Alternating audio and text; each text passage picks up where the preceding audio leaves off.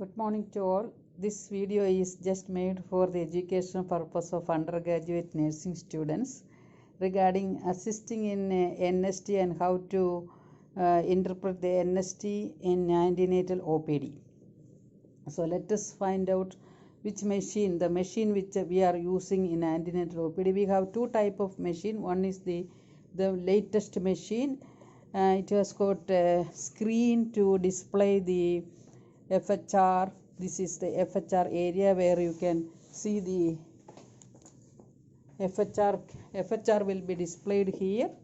You can see this one. This is the FHR displaying, and this is the toco electrode, the uterine activity recording, and then it will display the uterine tone also. Here we can see the pulse of the mother also, and we can put it on, and then when you put it on, you can have options to make it silence and toco baseline. We can place it start and stop, advanced paper, patient demography can be typed, and then there are many things we can manipulate. It is the latest machine we have, and see how the NST strip can be read also. And it has got 3 electrodes.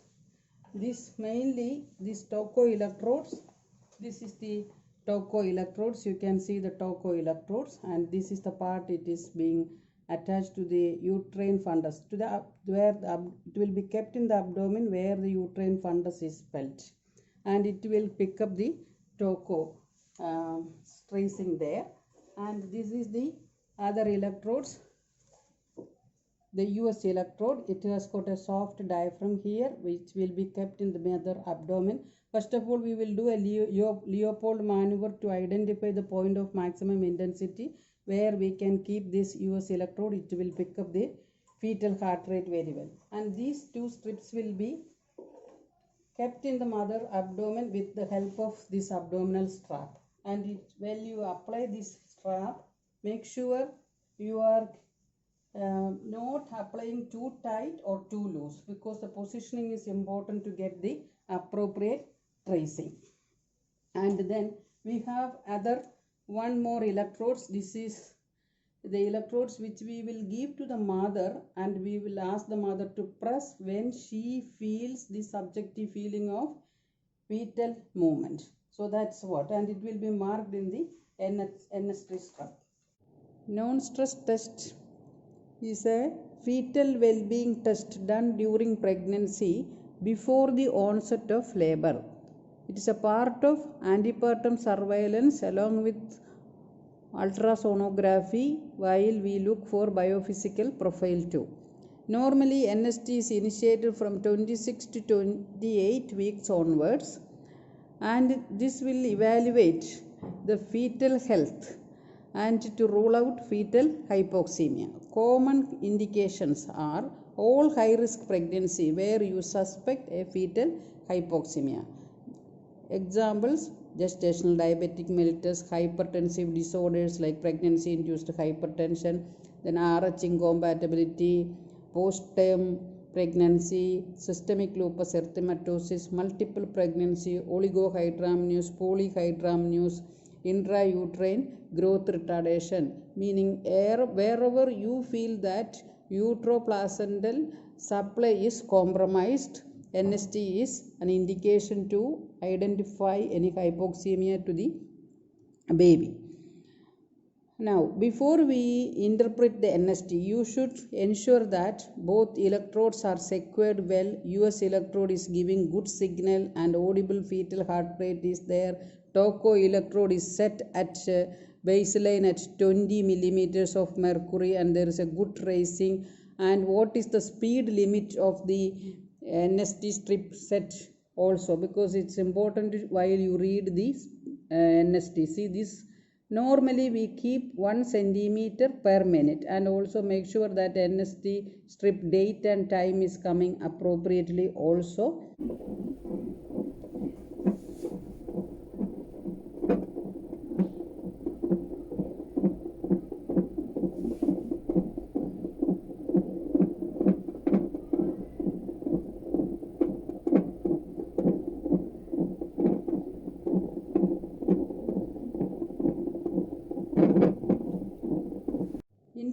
calculation of NST actually recognize coupling of the fetal neurological status to cardiovascular reflex responses. For interpreting NST systematically, both qualitatively and quantitatively, we consider main 4 variables to evaluate. First is baseline fetal heart rate. Baseline fetal heart rate. Second is baseline fetal heart rate variability. Third is fetal movement and how the fetal heart rate react with fetal movement, whether there is an acceleration pattern or deceleration pattern, and then uterine activity. First, let us see how do you measure the baseline, identify the baseline fetal heart rate. Okay.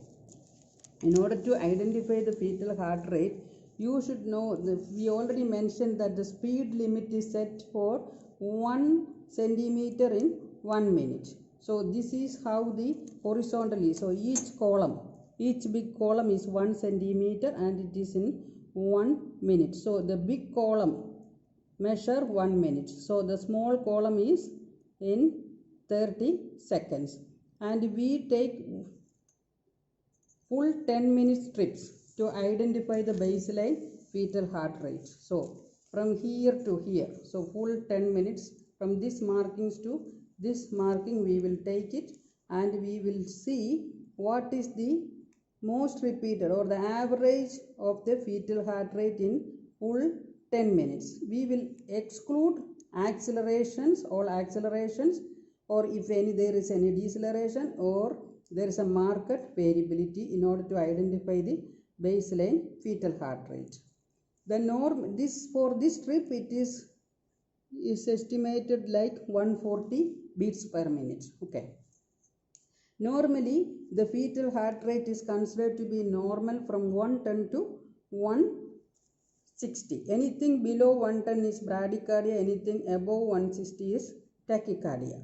So that is about baseline fetal heart rate. Next is baseline fetal heart rate variability.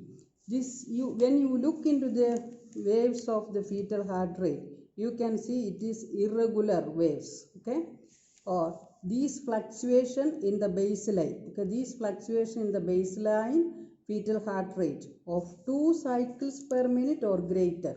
And here also we will not include any acceleration or deceleration.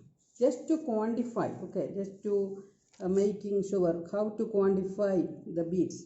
Actually the baseline variability is beat to beat variability to quantify beats per minute, and it is measured from trough peak to trough or trough to peak in a single cycle, and then it will be counted whether the fetal heart rate variability is, there is no variability, means there is no fluctuation in the fetal heart baseline heart rate, or there is a minimal, meaning below 5 or below 5. Look at here, this is a baseline fetal heart rate where we cannot find any variability more than 5. See the whole beats, the over 10 minutes. Okay, over 10 minutes, look at here, the baseline variability is 5 and below. This is minimal variability. If we cannot detect, say the above 1, see this is, there is fetal heart rate rising, but the variability cannot be detected, that is absent variability.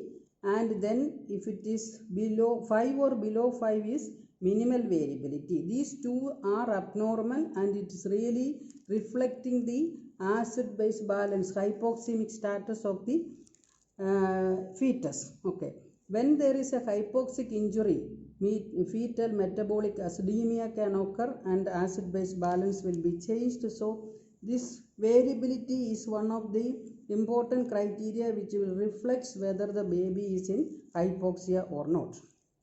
That's another thing. Now we have to look what is marked variability. Sometimes you will see there is variability more than 25 beats also. This is also not good. So what is normal? Look at the normal tracing, what we have seen it here. There is a fluctuation in the fetal heart rate, but it is from 6 to 25.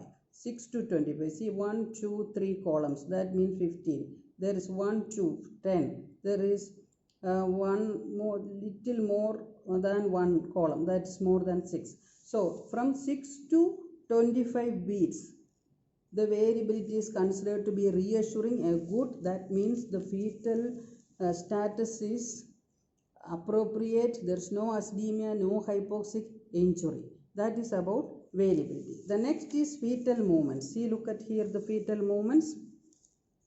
These arrow marks are picked from mother when she pressed the knob. When she feel the fetal movement, she pressed the knob which is given to her, and these are the arrow marks. These rectangular blocks are the fetal movements picked by the machine. Okay. Now there is good fetal movements, and we said it is over 20 minutes, more than 2 is enough for us. We have 1, 2, 3, 4, 5, 6, 7, 8 fetal movement, which is appropriate for this mother also. What are we really looking? We are really titrating or identifying how the fetal heart rate react with the fetal movements. Look at here. Then when there is a fetal movement, there is acceleration or increase in the fetal heart rate. So in every corresponding fetal movements, there is acceleration. There is acceleration. There is acceleration. So what is acceleration? Acceleration meaning from the baseline fetal heart rate, the heart rate went up abruptly more than 15 beats. So you can see 1, 2, 3, 4. 4 into 5 is 20 beats. And it lasts more than 15 seconds. Each small column is 30 seconds. So this is an acceleration. There is each time when the fetus moves, there is a corresponding fetal acceleration. This is acceleration. This is a reassuring sign that the baby is in good oxygenation status. There is no signs of acidemia or hypoxic injury to the baby. Sometimes you will come across with the opposite of the acceleration, that is deceleration. This is also here. You can see there is an abrupt decrease in the fetal heart rate from the baseline. It also defines when the heart rate drops more than 15 beats from the baseline and it lasts more than 15 seconds. Both acceleration and deceleration should resume back to the baseline within 2 minutes. That is acceleration and deceleration. So that is the cardinal part of the fetal NST measurement, where the fetal movements are monitored and whether there is any corresponding acceleration. The last part is uterine activity. You can see there is a good tracing here and there is no uterine contractions in this NST because it is an antenatal period. Sometimes you will come across with a mother with preterm contractions, or mother comes into the labor room with contractions. So you will see there is uterine contractions of varying degree, frequency, duration, strength, moderate, and this is out of scope for us in the NST part. So basically we are measuring or identifying or evaluating the NST for baseline fetal heart rate, baseline fetal variability, heart rate variability, uterine activity, presence of acceleration, and fetal movements felt by the mother as well as picked by the machine. So these parameters are taken into consideration to identify this baby is in good condition, and when the NST has got fetal heart rate within normal limit of 110 to 160 and variability of moderate variability and fetal movements 2 or more, and there is a corresponding acceleration along with fetal movements, is considered to be a reassuring NST. That is how we interpret the NST. Suppose the mother is mother with minimal variability and there is no fetal movements. You need to continue the NST for another 20 to 30 minutes and re-evaluate if there is anything, no signs, reassuring signs. We really need to re-evaluate the condition and take necessary steps. So I hope you all understood the NST interpretation and how to do the NST also. Thank you.